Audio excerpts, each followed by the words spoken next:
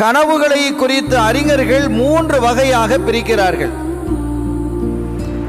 ஒன்று ரஹ்மானியத், இன்னொன்று நஃப்சானியத், மூன்றாவது ஷைத்தானியத்.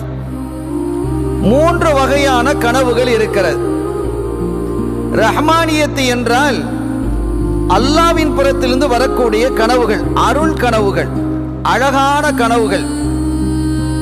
அது பளிச்சென்று இருக்கும், தெளிவாகவும் இருக்கும்.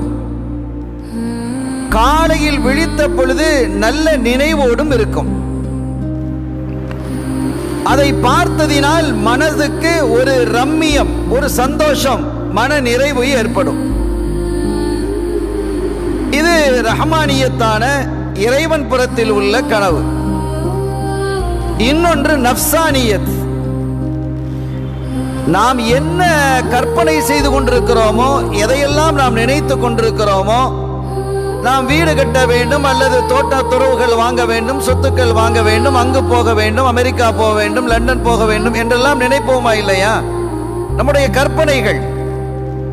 இந்த கற்பனையினுடைய அடிப்படையில் உதயமாகக்கூடிய கனவுகள், இதற்கு நஃப்சானியத் என்று பொருள்.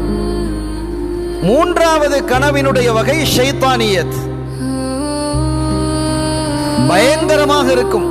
காலையில் விழிச்சதும் நமக்கு உடல்லாம் வேத்து போயிடும், அது திடுக்கிட்டு அப்பவே விழிச்சிடுவோம். அப்படி பயங்கரமான கனவுகள், மனதுக்கு பெரிய சங்கடத்தையும் கவலையையும் உள்ளச்சத்தையும் தரக்கூடிய கனவுகள். இது ஷைத்தானியத்தான கனவு. இப்படி 3ஆக பிரிப்பாங்க.